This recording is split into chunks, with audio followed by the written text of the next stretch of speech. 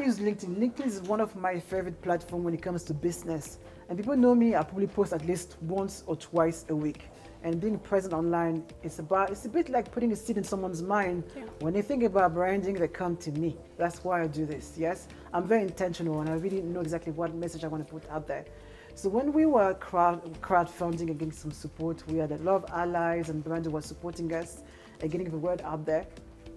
And obviously, you know, you don't know who is connected to who. That's the beauty of it. And you were connected to Alina. Yes. And Alina put was like, oh my gosh, I want to get involved. And it was you. Yeah. You straight away jumped into it and say, I want to get involved. I want to know how I want to support.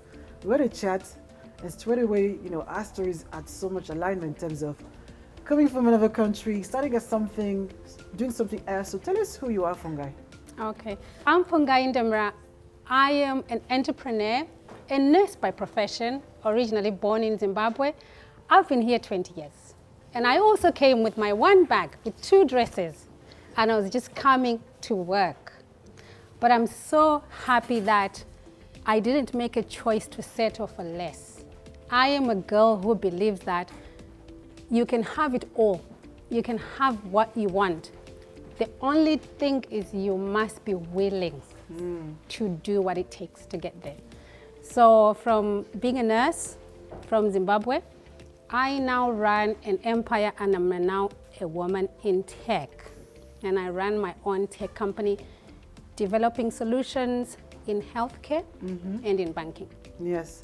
You know, it's interesting what you say that, you know, you can start your journey in one direction and go to another direction. Yeah. And I think there's a lot of learning. So what has been some of the lessons from, you know, being a nurse to become an entrepreneur? What are the things that you've learned along the way? I think the key things that I've learned is that don't limit yourself and put yourself in a box.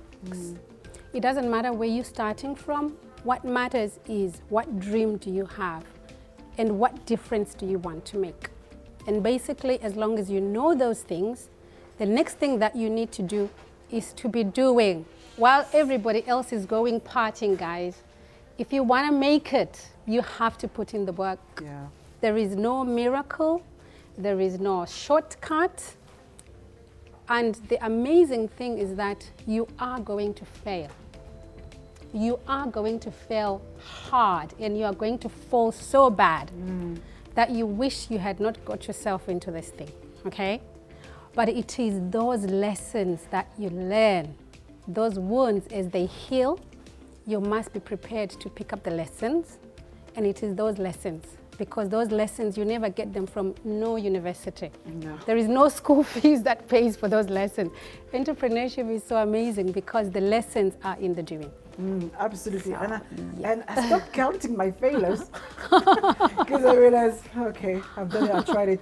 And my thing has always been, okay, what am I supposed to learn in this situation so I can avoid making that same mistake straight away? It's like either you win or either you learn. So, and failures are something that's always been told that you should avoid, but actually it's part of that journey. So we always go up and down. Yeah. Being in a book is something pretty amazing. And you are a mother as well. What does it mean to you to be in this book and why is it important? You know, I think that being in this book, that's why I jumped onto the opportunity. I'm telling you, that's why I jumped, because I sit in rooms where I am the only black woman, and not only the only black woman, the only woman. All the time in these boardrooms, we have got spaces waiting to be occupied by people of our color. Representation matters.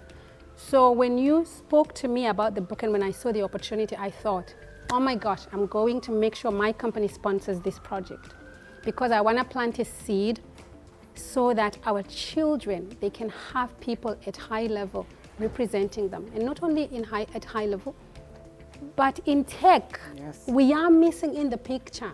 Technology is all about transforming the world into the digital space and creating solutions.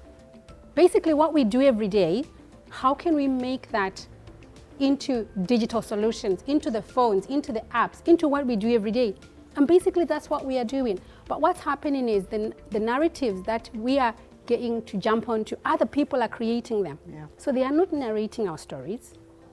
So it's important that our children learn, see us being the people doing. Somebody has got to lead. And then when they see that, oh, okay, I can actually run a tech company. Oh, okay, I don't have to be just a nurse. I can be a woman in tech even though I'm a nurse. It doesn't matter. My knowledge is needed in the tech, you know? So for me, that's why it's important, because we have got to be writing our own narratives. Yeah, and I love what you said about, you know, the false narrative that have been created through the media and the marketing, and being me in the marketing space, I play a big role in terms of how we talk about Black people. Correct. And you know, people are surprised that how on earth did you find so many women? They were there, you couldn't see them, and trust me, there's so many more that they're coming to me, and so many more I want people to hear those stories. And that's why sometimes taking such initiatives has to come from us, because who can tell our story better than us? Who can understand how to sell to us better than us? So think about tech entrepreneurs who probably don't understand the importance of diversity. What would you like to tell them when you think about Black women in technology? I think that we need to come forward. So I like what you've just said, that we need to be visible. It's not that we are doing, but I think we are not showing up at the table. We need to show up, we need to be visible, and we need to know that we belong. So we don't need to be hiding, you know? We have to be present. Like you're saying, you were looking, people were surprised that 50 women, where did they come from? But if nobody came out to look for the women, they were nowhere to be found. So we need to be visible on the social platforms, representing what we believe from our hearts, and then pushing those messages through our platforms, you know? And as we do that, we amplify the voice, we will be heard, we will have a place at the table when there is an event or a workshop happening, or when policies are being drawn. They will know that there is Fungai, a tech entrepreneur. Can we listen to her? Can we call her and ask her? Yes. You know, but if I'm not visible, how are they going to know? Absolutely. So we need to be visible. I love what you say. So this is amazing what you say. And I have one last question for you. When you think about your legacy, how do you want to be remembered? Right. My dream, if the world was equal, I want to build and run an academy based in Africa that is specific for entrepreneurs, giving them an opportunity to change and transform the world with their ideas. I want to be remembered as somebody who only did not come to England and ended up just a number.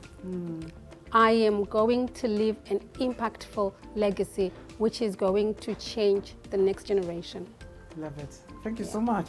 Thank you. All right.